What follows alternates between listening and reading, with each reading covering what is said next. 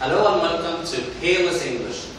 Today أنا حابب أتكلم معاكم شوية عن مبادئ أو بدايات الكلام في الإنجليش.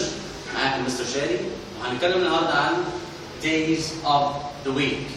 Days of the week. كلنا عارفين طبعا إن days of the week بره بيبدأ من Monday عشان إحنا عندنا في سبت وحد اجازه عندهم فبيبداوا الشغل بتاعهم من يوم الاثنين لغايه يوم الجمعه وبعد كده بياخدوا اجازه. فانت عندك days of the week، في عندنا week days، في عندنا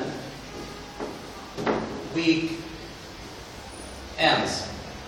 week days بيبدا من Monday, Tuesday, Wednesday, Thursday, Friday.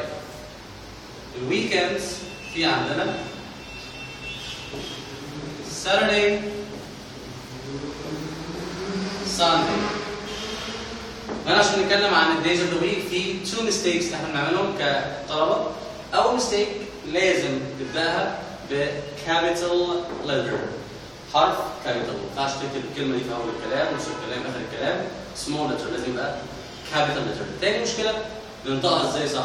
احنا بنمشي عندنا في مفهوم ان احنا بننطق بنقسم الكلمه مقاطع صوت او حتت. فالكلمه دي فيها كام حته؟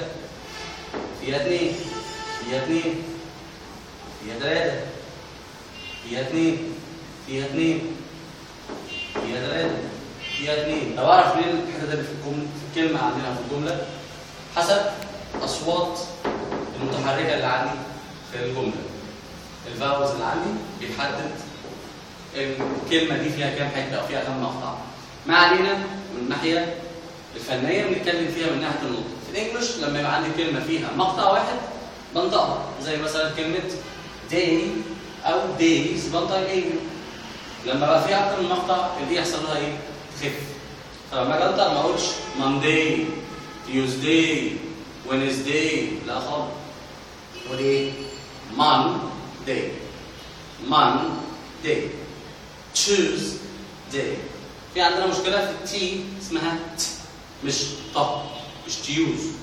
choose، Tuesday. Wednesday هنا دي silent ما انطقهاش، silent ساكن ما انطقهاش. Wednesday هنا Thursday، مفيش حاجة اسمها سارس في الإنجليش، هي مقطع واحد فاسمها ث في الأول، بنطق ده ث زي الث في العربي ث. ده المنظر بتاعها كصوت. وتساوي بالعربي عندنا ث Thursday.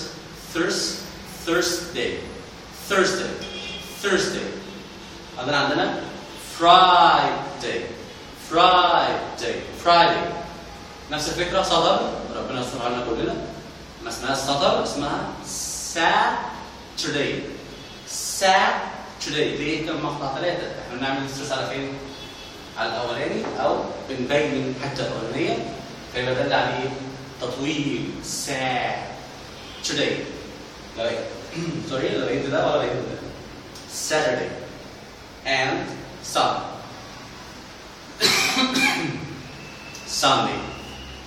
بقى عندنا الأيام بتاعت الأسبوع تاني. days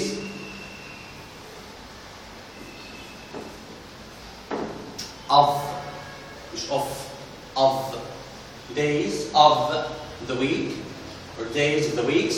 We have Monday, Tuesday, Wednesday, Thursday, Friday, Saturday, and Sunday. Thank you so much for following, and I hope that you are well all the time. Have a lovely day. Bye-bye.